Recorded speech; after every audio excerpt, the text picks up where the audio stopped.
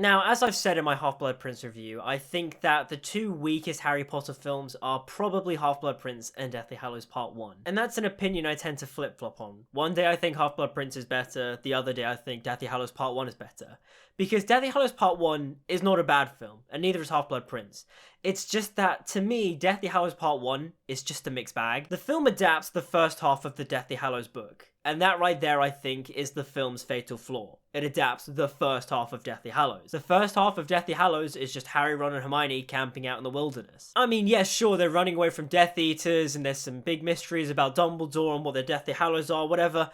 But at the end of the day, the film just adapts them camping out in the wilderness. It's not the most exciting thing ever. Now, David Yates tries to make the film exciting. He really does. I actually think the film is really great up until Ron leaves the company.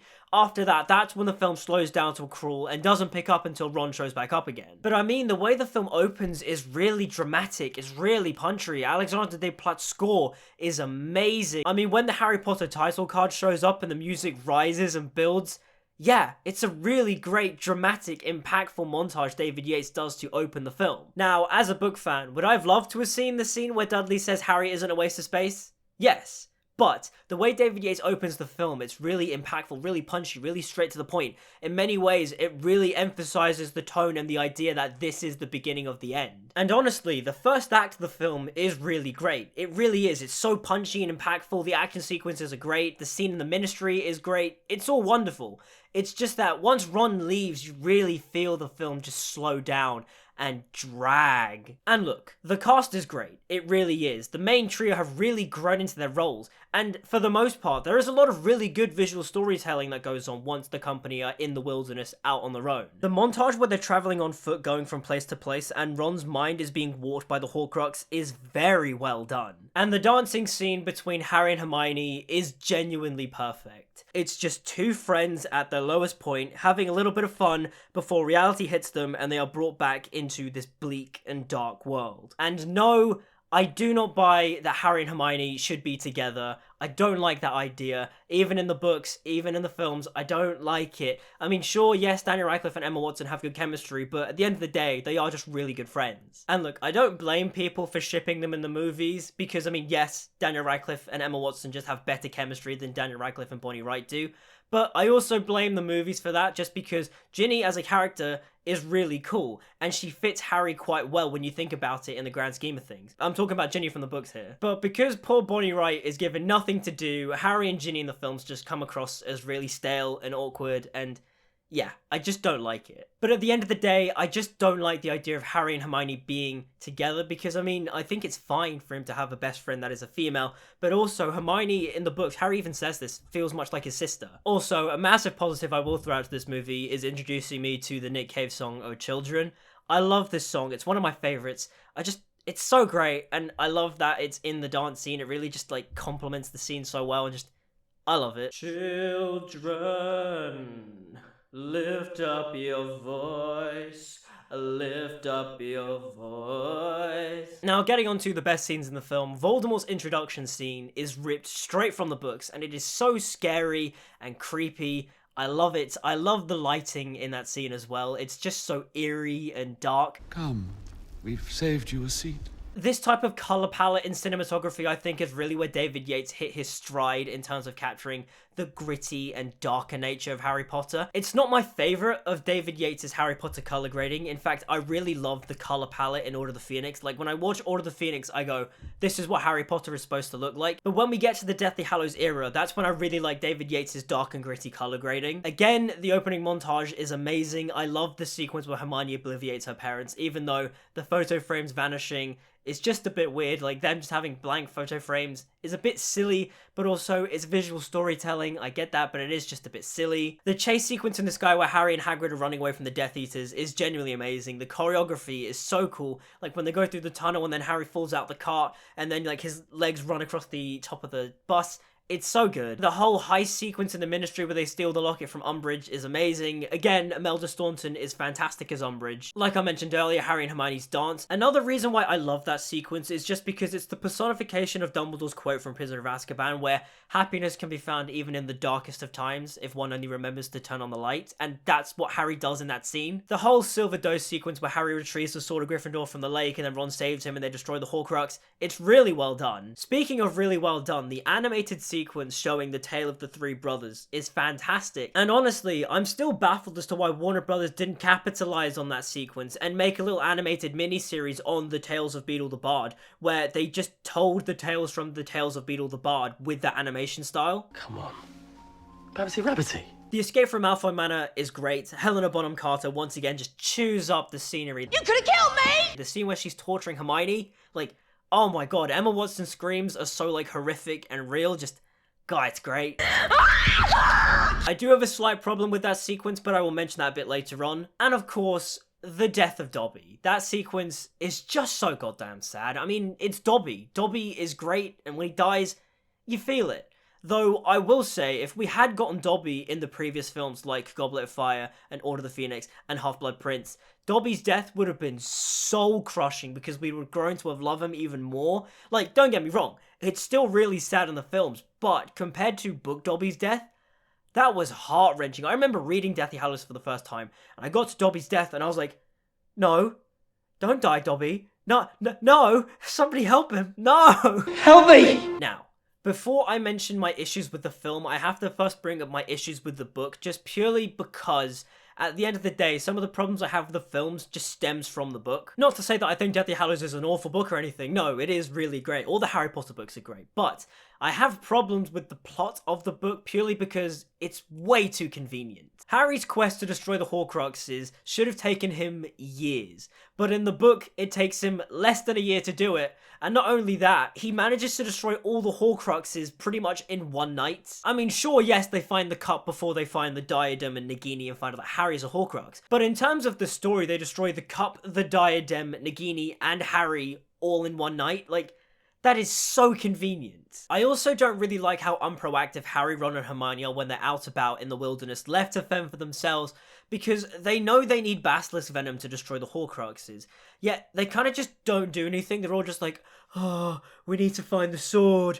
Oh, how the hell do we destroy Horcruxes, Harry? And it's kind of just like, go out and about and start looking for basilisk venom. Like, I'm sure a distant relative of Newt Scamander, or maybe even Newt Scamander himself, would be more than willing to help Harry Potter, the boy who lived, defeat the Dark Lord by getting in some basilisk venom. And not only that, they're always just whining and complaining about getting food, and it's like, all you have to do is just put on the invisibility cloak, sneak into a supermarket, and then buy some food. That's it. That's all you have to do. Like, J.K. Rowling puts in examples of when they go and try to do that in the towns, but then like, oh, a Dementor's there, or oh, they're wearing the locket, so they don't really want to produce a Patronus or anything like that.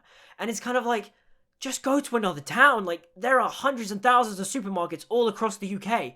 You don't have to just stick to one area. Also, Dumbledore is just a dick for not telling Harry how to destroy the Horcruxes. Like, you would think that would be the first thing he told him once they discovered what a Horcrux was, but nope, he just doesn't tell him anything. And look, I get why J.K. Rowling put it in there, I do. It's to, you know, cast doubt on Harry's perception of Dumbledore, but also add conflict into the story, but just, come on, the whole fate of the world is at stake, and Dumbledore doesn't see fit to tell Harry how to destroy a Horcrux. And don't give me the excuse of, oh, Dumbledore died too early, so he couldn't give Harry the instructions. No.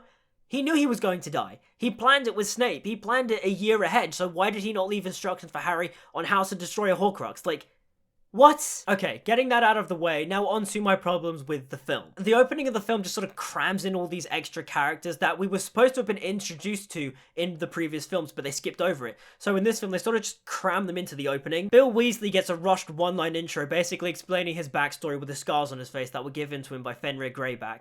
Harry isn't even shocked that Fleur Delacour is there, because again, they skipped the introduction of Fleur in Half-Blood Prince. Mundungus Fletcher sort of just shows up in the films, even though he does play a somewhat important role in Order of the Phoenix, but if anything, his role in Half-Blood Prince is actually really important because it pertains to a certain object that they glossed over in Order of the Phoenix, and so having it introduced in Half-Blood Prince could have been, you know, quite useful. Also, Lupin's interrogation question to Harry makes no sense because that scene didn't happen in the films. What Creature sat in the corner the first time Harry Potter visited my office in Hogwarts. Are you mad? Watch Creature! Grindylow! Okay, let's get to it. The stupid non-explanation of Harry just randomly carrying around this shard of broken mirror, which is supposed to be from Sirius's broken mirror from Order of the Phoenix, which Harry got for Christmas, but the films didn't even acknowledge that scene, and they didn't put that scene in, and so when Harry is just walking around in Deathly Hallows looking at this piece of mirror, it's so confusing because that hasn't happened in the films.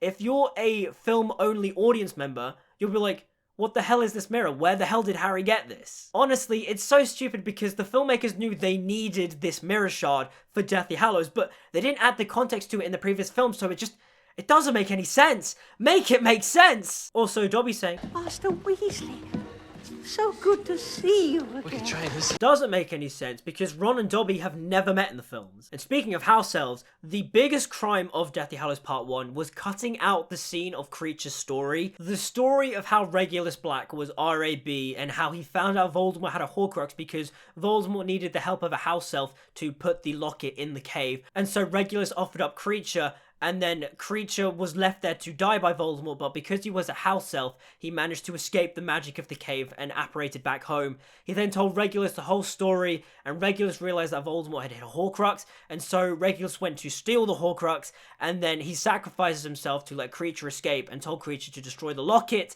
and then Harry gives Kreacher the fake locket to basically bridge the rift between the two of them, and then Kreacher becomes like best friends with Harry, Ron, and Hermione. It's amazing. That is so important, and they cut it. Like, that is an absolute crime. Oh my god. It sets my teeth on edge. And speaking of crimes, the thing that really bugs me with the films is that after a certain point, they sort of just neglect the invisibility cloak. And if anything, it's really ridiculous in this film in particular because the invisibility cloak is a Deathly Hallow. And in the film titled The Deathly Hallows, they just don't really address the fact that Harry's invisibility cloak is the invisibility cloak from the story. Like, it's a Deathly Hallow. How are you not going to address that? And that's the thing too. The film establishes what the Deathly Hallows are, but they don't do this thing where Harry temporarily becomes obsessed with the Hallows and he's sort of divided on his attention of whether he should be hunting the Horcruxes or whether he should be collecting the Deathly Hallows, because Dumbledore left that as an option for Harry. He left Hermione the Tales of Beedle the Bard with his annotated version of the Tale of the Three Brothers so that Harry could make a choice of whether to go after the Deathly Hallows or destroy the Horcruxes. But also, because Harry's so obsessed with the ideas of the Deathly Hallows, he sort of slips and accidentally says Voldemort's name, which then sets off the taboo, which then makes the Snatchers appear and take them into Malfoy Manor. That's also another stupid thing too. The film cuts out the scene where Ron warns them that the Ministry has made the name Voldemort a taboo, and so if you say the name Voldemort, Snatchers and the Ministry will be able to find you and capture you. And the weird thing is that there's a deleted scene where Ron explains this, but they cut the scene. Which then makes the scene at Xenophilius Lovegood's house even weirder because the Death Eaters just sort of show up and you're like,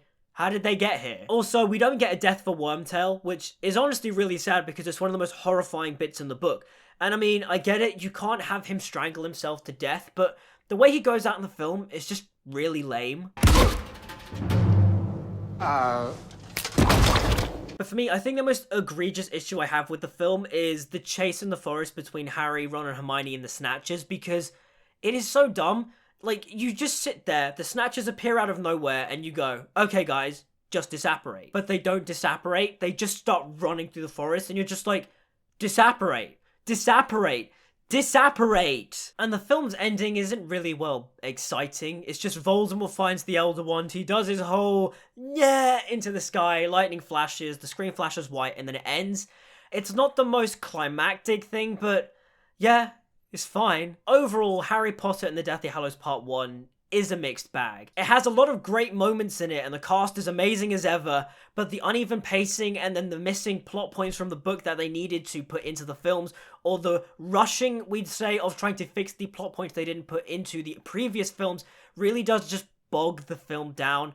Plus, the ending, aside from Dobby's death, isn't really exciting. It just ends, and you're kind of like, I do need part 2, but also, come on, like, is that where you're gonna leave it? It really does make the ending just feel like setup, but at least it is set up for a really great payoff. But what do you guys think of Harry Potter and the Deathly Hallows Part 1? Do you guys like it? Do you love it? Do you have the same opinion of me? Is this actually, in fact, your favourite Harry Potter film? Let me know in the comments down below.